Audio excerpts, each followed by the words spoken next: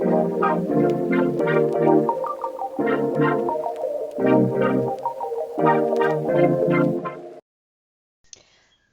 so I have a passion and it's for box brownie cameras. I have not used one in about 2 years, so I need to have a refresh. But I've started buying myself a few. I have about maybe a dozen, 15 perhaps, all different kinds. Um, some basic, some are folding. I'll show you my folding one. This is my beautiful folding one that does fold up and down. He needs a bit of TLC, bless him.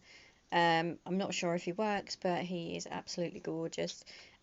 He is a little bit rusty there as well, but that's my folding one. But there's all different kinds. Obviously, this would have had a stand, but you can hold it so long as you're very, very still.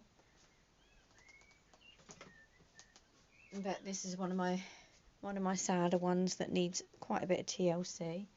So I'm going to read out about box brownie cameras. In 1898, George Eastman asked Frank Brownell, his camera designer and manufacturer, to design the least expensive camera possible, while at the same time making it effective and reliable. Eastman realised that the cost could be reduced, that more people, especially children, might take up photography, which would lead to future film sales. Brownell came up with the Brownie camera, which Kodak started selling in February 1900. The Brownie was named after the little characters created by the Canadian author and illustrator Palmer Cox. His verse and entertaining drawings had been hugely popular, even Disney character-like, with children throughout the 1890s. By adopting the name and using the characters in advertising, Eastman, shrewd as always, gained a major marketing advantage. Some would argue that Eastman created a market that was not there before. That in itself would not have ensured the long-term success of the cameras and thereby film sales if they had not been of good value and reliable. For the next 80 years, the name Brownie was synonymous with the popular photography. Several generations of famous photographers acknowledged that their interest began through first using a Box Brownie camera, which still happens today for the future famous photographers, as the gallery on this website will point out. From the first cardboard and wood model in 1900 to the last, a compact molded plastic cartridge loading pocket camera made by Kodak Limited in 1980, almost 100 cameras bore the famous name. So there's almost 100 different types of Brownie cameras. So that was from the Brownie camera page, which is a website, which I think is absolutely amazing. It got so much information there. It's also gives you PDF of the original instruction manual, which I do have somewhere. I cut out and put together. He's over here under my junk journal. There he is. He's so thick. I should have done printed side by either side, but I can't figure out how to do it. But yeah, each one came with a beautiful little booklet and illustrations of how to do it, and they've got the PDF. So that is amazing. Really, really pleased. It's a really lovely website. Anyway, this one is a slightly newer model because it has this kind of key winding, whereas the other older ones have a knob winding. I think I have got one with a knob winding, although no, the other one's on my shelf, which I need a ladder to get down, so I'm not going to do that. So yeah, they had a knob winding. This one is very stiff, so I'm going to give it a clean up. This one is it says use film at number 120, and it's a number 2 Brownie, and this is by Eastman Kodak Company in Rochester, New York, which is hilarious for me. It's such a coincidence because I am so passionate. I love these things, and I lived in Rochester, Kent, in the UK. So when I didn't know that they made them there originally, so when I picked one up and it said Rochester on it, I just thought, well, that must be the one for me. So yeah, I mean, it is an expensive hobby because the films are quite expensive to buy, but I will talk about that in a minute. However, the box, depending on what when you're collecting, they can go for a few £100s, but you can pick these type up for about 99p or maybe a fiver from eBay. So that if you want to have a go, they're really good fun. So yeah, so I've got, that's all the types of box brownies that there are. You can see there's quite a few different ones. Okay, so I was going to start ticking them off, but I'm not going to get the variations, otherwise it'd just be hundreds and hundreds. So you could have a box brownie 2 that's made in England, and another box brownie 2 that's made in Canada, and another box brownie 2 that's made in Rochester. I would be here all day, you know, I just don't have the room for that. So this one, I believe, is made after, it's just got the U2 ones there. I'm sorry, I realised you're just a little bit off camera. Is that better? There we go. So yes, this one here is, it's just got the UK ones, I think. Yeah, or one Canadian one. Doesn't mean anything, I've just got the Rochester version. So the variations were pull out winding key, that's a fixed one. Mine is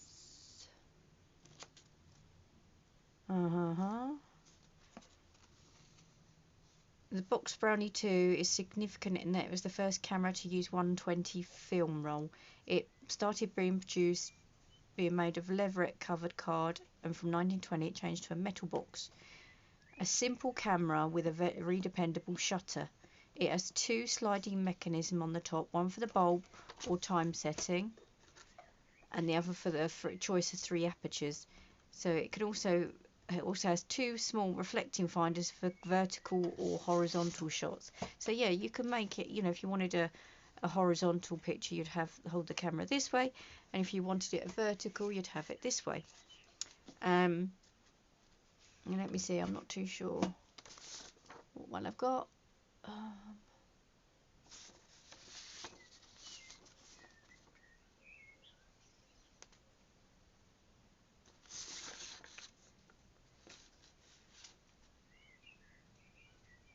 Bear with me.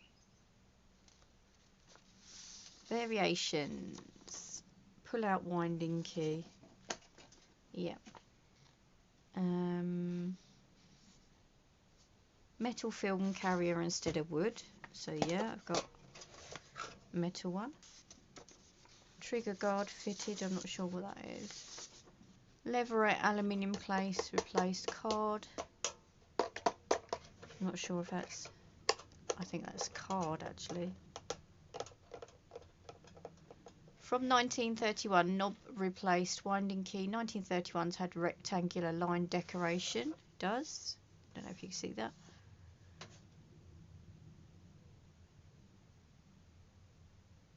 Had the rectangular line decorations of earlier models, therefore it had a plain finish. I think this is post 1931. So yeah, you've got a lovely bit of history. I mean, this is almost 100 years old, this camera. So yeah, I'm not too sure what these are for. I've never figured it out. Again, that's learning. I need to learn. So this poor old thing, I think, needs a clean first. I mean, I've never done anything with it. The first thing I'm going to do is just give it a damp cloth wipe off.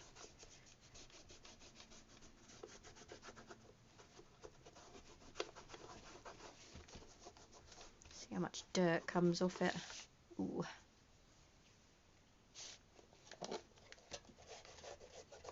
And because it's you know, leatherette or fake leatherette, this one is leather here, it does need a little bit of TLC now and again. I have had a beautiful camera that worked perfectly, and this little handle on it snapped, simply because it's old and it does perish. Okay. Obviously do not be too liberal with your wet cloth, because you don't want it getting too splashed. There's tiny, tiny little screws there. It's so cute. Okay. I can actually get my finger into that glass. Oh, not glass, sorry, it's this shutter. Oh, I can start seeing a little bit of colour already. Okay, because I've cleaned that and a little bit of there. Before I couldn't even see couldn't see anything, and that's before I've cleaned this off. So that did need a wee bit of cleaning in there.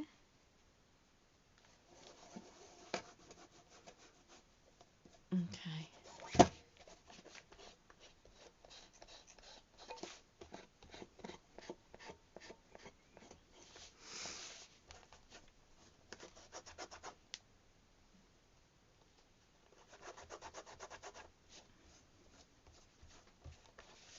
Now I'm going to have this one. Ooh! Just cleaning that bit out is so nice. Look how much dirt was in there. And sometimes if it doesn't clean anymore, you can get a tiny little bit of alcohol or, you know, neat alcohol. And that'll help with the grime as also.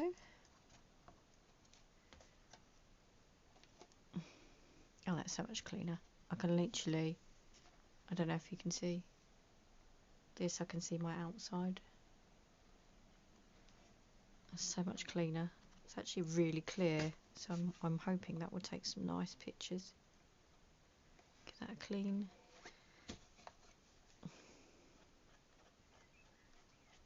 It's quite hard to get around here. I found with these little things here, I don't know if you use dental sticks, but they're quite good just for getting the actual little bits that you can't reach around there. Okay, do this back one clean as well. All these paper Q-tips are great, but they do fall apart very quickly.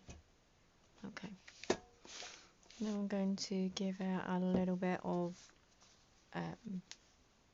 olive oil greasing.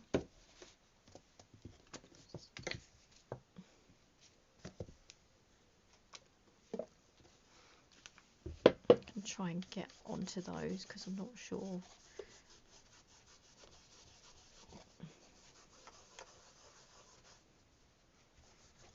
All little things very thirsty.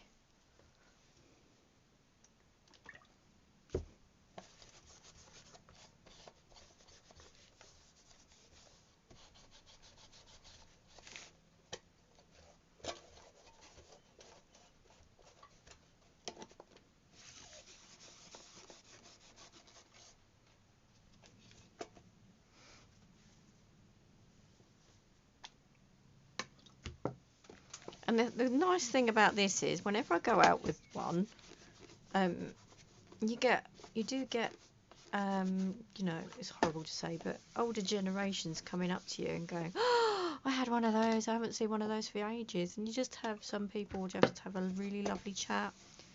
And you do get younger people coming up, and so it's definitely a conversation starter. And I think it's really quite important, especially if you are into photography, to try and keep these things going, you know.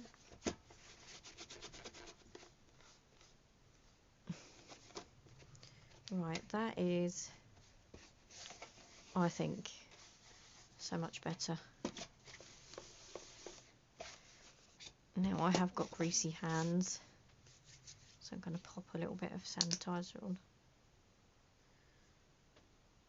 She says I can't get the sanitizer open.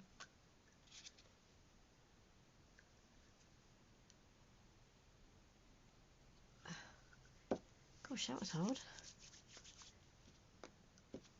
It's dried out a bit. Okay, that feels better. Not so greasy.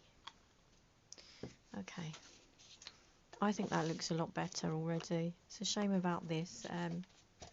But you can just about make out brownie. It's scuffed quite a bit, this. So these pieces I'm going to need to have to try and prise them up because they are a bit stuck. I don't really want to scratch that. Let me see what tool I've got. Oop. Nothing. Okay. Let me just pause that a second. So I've managed to pop these up just using the edge of my paper knife. Not paper knife, my paper opener. I'm going to give these a bit of oiling because they're still a bit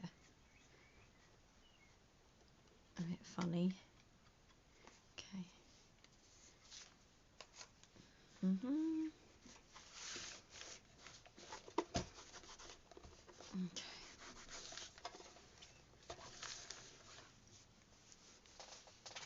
So now with these, this is how you wind the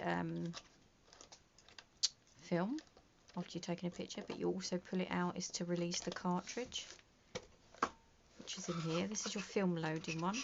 This is also very stiff, so I'm going to, not oil in here obviously, so this is card actually in here, this is plywood, so that helps date it.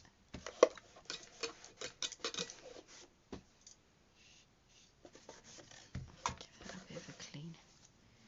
Alright, let me see if I can just give this a bit of a oil. Oh look, I forgot this, have it, Model E.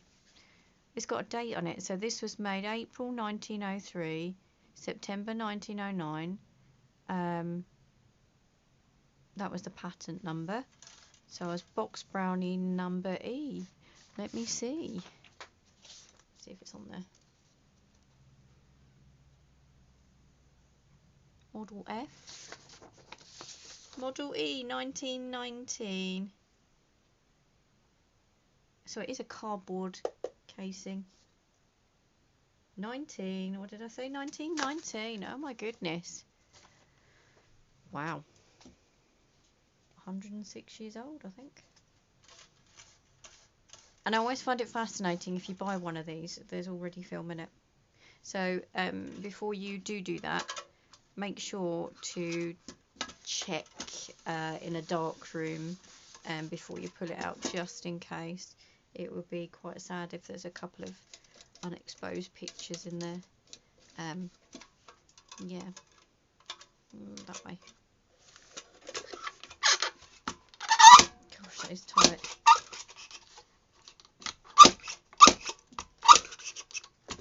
That is very tight. I think it's the top here.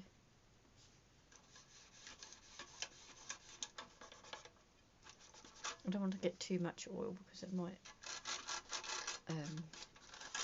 bother the picture quality. Okay.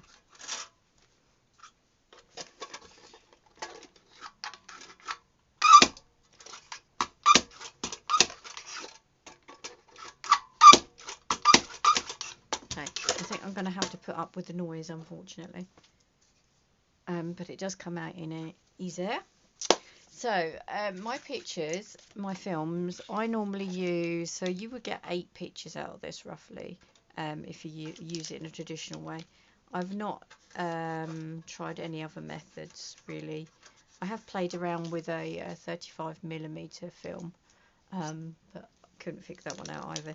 So I normally use this one as a Ilford FP4 Plus 125. That is a 120 film as well. This is why I kept it, because I quite like the quality of them. However, I found this person online that does quite inexpensive ones of these. Kentmere Pan 400. There's a 100 as well,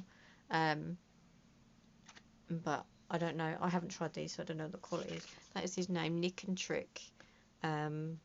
NT Photos, that's there. I got them on eBay actually. I don't know them, I've never tried them, however I just want to say that the service was very quick and I was very happy with it, so there's a shout out to them. I'm just going to see if they do. It looks like, oh, they do developing. Are they? Yes, 120, black and white, development only, £8.60. I'm normally charged about £20. So that might be cheaper. I need to research that one better anyway, but that's who I bought from. So you need one of these, if I can remember how to get it out. Like this. Clip the sides down, there we go. Okay, you need one of those. You will get, sometimes they don't come in with them, but really you do need them. So depending on what film you have different sizes. I can't remember what this one is off. Keep them.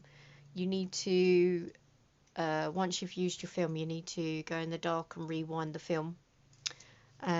So make sure you have a spare one, because if you send it off, one, you won't be able to rewind it, and two, they don't always give them back. So there will be one on here. So I'm going to give this a try. I can't remember if this needs to be in the dark. I might just completely and utterly ruin one of these. I don't think so.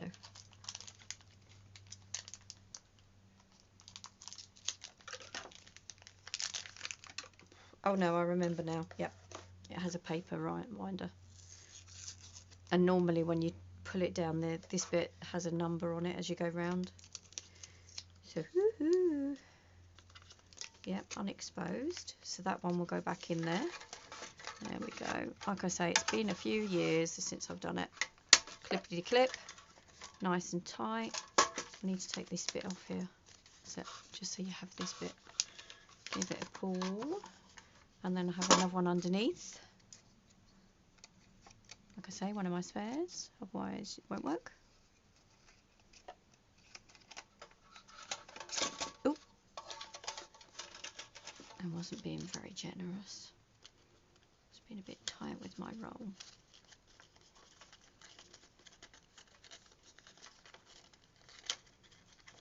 That one seems to be a bit small. Don't know. It's always quite fiddly, these things, but once you get them, I think it's really worth it. I do miss, you know, we seem to be so on the instant gratification kind of scale that it's good to wait for things, I think. Go in! It's very springy. It's very springy, this film. Okay. So obviously you need to pull it a few times. And this needs to go in there with that clip. Okay, I don't know why there's not a clip there. Oh, yeah, no, shut up. It's because it goes in there. Perfect. Okay. So that needs to be... It's quite loose, but it tightens up once it gets in, obviously. Let's try and tighten it up a little bit. Oops, say it's a bit springy.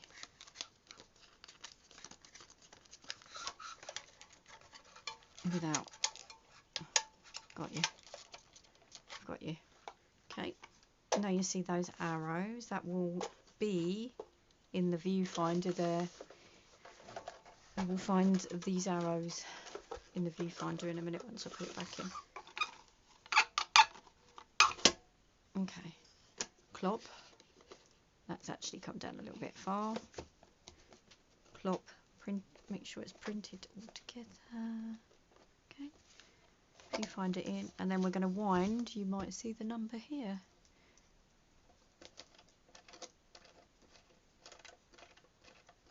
Quite a lot, I think. Keep going, keep going, keep going. Or at least I hope.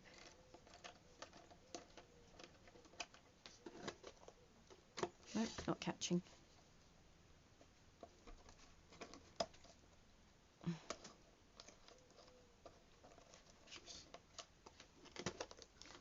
Okay, something not quite right here. It's not quite catching in there.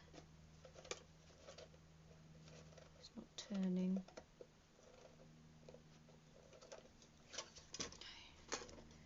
try and get this out again.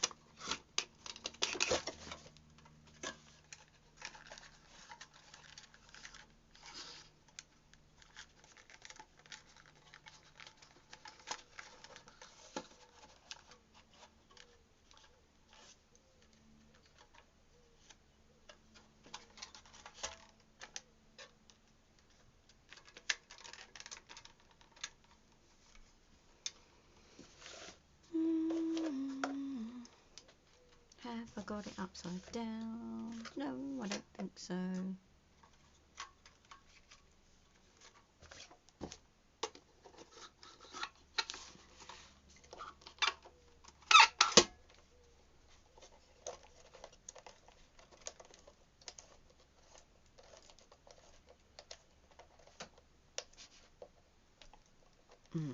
Right, I'm going to pause this for a second because I have a issue with something. Ooh, that was a long one. So I figured out what the problem was. I was using this one as the underwinder, but the winding key on the back of it actually has this shape. This one didn't fit in because it's a few millimeters more. Even though this is a traditional one and then original, it was still too small. These ones are plastic and they're more modern, so they would have been in the 60s kind of box brownies, but it was the wrong shape. However, I did have one of these modern ones that kind of fitted in there mostly, but because obviously we're down to millimeters here, it wasn't catching, so it wasn't turning. So I fixed it by using one of these with that shape slot and the trusty companion of a tiny piece of cardboard just to brace it, which pushed it far enough for this to catch. Anyway, so we've got VE Day celebrations soon, and I live near an airfield, so we get all the beautiful Dakotas, and there's always Spitfires nearly every weekend anyway, so we get lots of lovely planes to look at. I told you my son, we lived in Rochester, so that also had an airfield, and now we live near Headcorn, and that's got a big, well, not big, you know, an airfield that has lots of different military planes in it. Sometimes we'll get Chinooks, which is quite funny.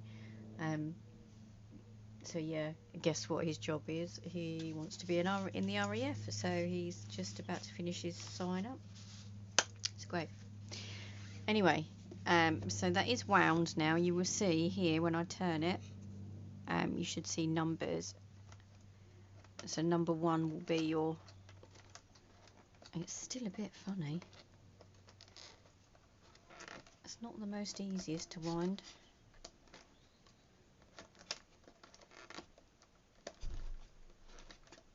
It is catching, it's just, let me just see.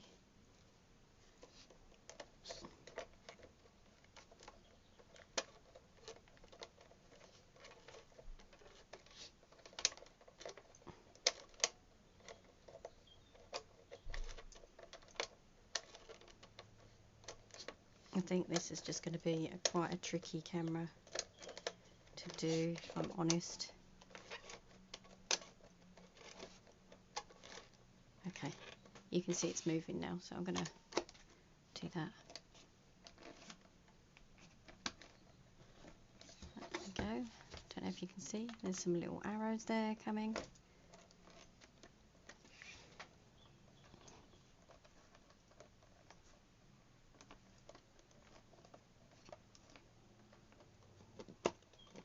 I shouldn't really do this, but no, it's not kind of. No, it's not catching at all. Oh.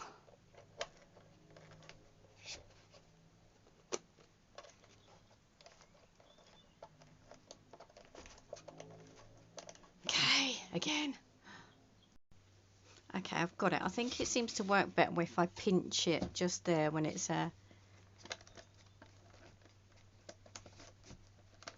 trying to, she says. Oh, again? I might have to quit with this one. Give me 5 minutes.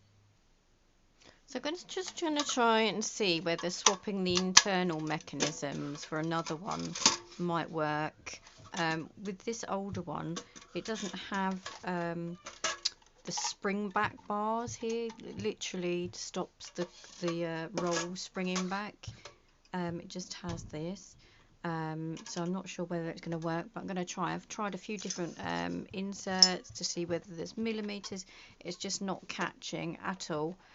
So I'm just going to see if changing the insert. So that doesn't work either because it doesn't fit inside there. But it holds it really nicely. So I'm going to try with some rods that I've kind of made myself. I'm going to see if that works. Because this is getting quite frustrating now, actually. And it's a shame because, like I said, it fits absolutely perfectly.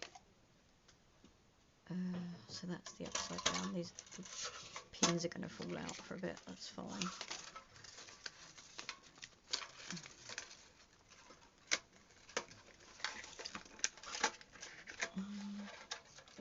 Take you out first. You need to be pinned in nicely.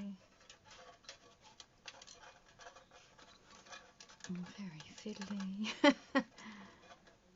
Behave yourself just there. Oh, you need to come out too. That should work. And you.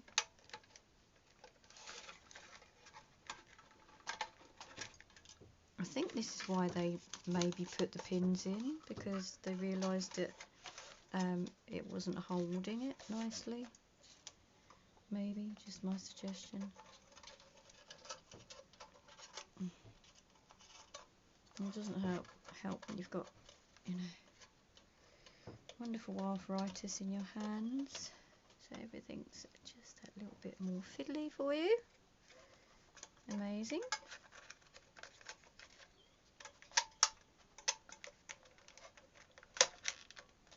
Don't think that's working either. It's not tight. It needs to be really tight.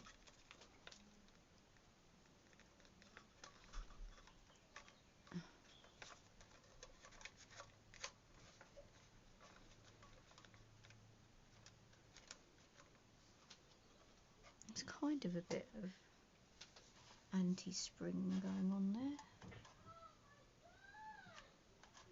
So next door neighbours' children are out and not very happy.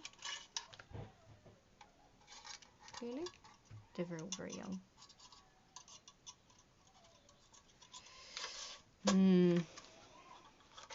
Any suggestions, anybody?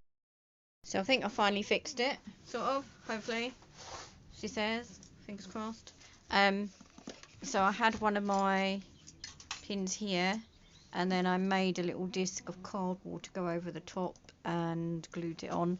It's obviously a few millimeters out of pinching it. Like I say, the newer models have this spring back so that it literally holds it much more securely. Now I won't be able to get it out.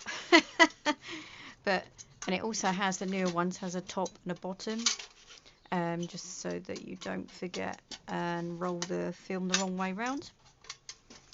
So there, I do prefer that one. Yeah, so they're two almost exactly the same ones. I've got to remember which one come out of what camera, because also this one is slightly more modern than this one.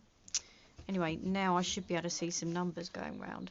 There is 0,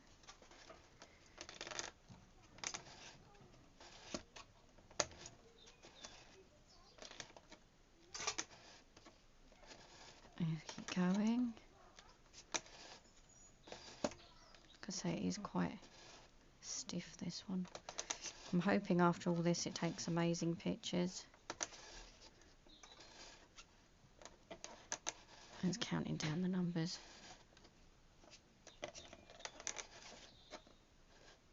0. Oh, I think that was 5.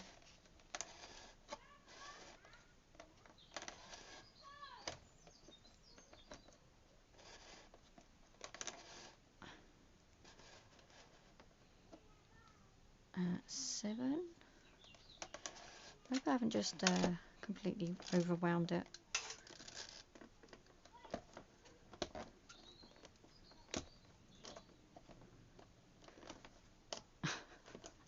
It's stuck again. I might have to actually give up on this camera. It's such a shame. I might have to. It's stuck again. Oh, that's such a shame. Anyway, so this is one of the older ones. Pins are a little bit stuck, like I say. Now I'm not even sure how I'm going to get that back. I'm going to have to, I think, go into my son's bedroom and extract it that way, because he's got a blackout blind. Anyway, I hope you found a little bit of information out. Like I say, go to this website here, the Brownie camera page. They've got loads of information. As you can see, there's different types of winding spools. The metal ones are the original ones. So yeah, it's brilliant. I am going to have a go at this and see if I can fix this, and if I can, then I'm going to take some photographs and I will pop them on after the video. Anyway, have a lovely weekend, whatever you do, and I'll see you soon. Bye.